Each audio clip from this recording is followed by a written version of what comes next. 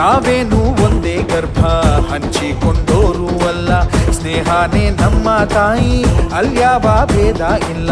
ನಿನಗೊಬ್ಬ ಬೈರಿ ಅಂದ್ರೆ ನನಗೂನು ಬೈರಿ ಅವನು, ಹೀಗನ್ನೋ ಸ್ನೇಹ ಒಂದೇ ಬಾಳಲ್ಲಿ ಮಂತ್ರ. ಇನ್ನು ಸಾವಿಗೂ ಅಂಜೋದಿಲ್ಲ,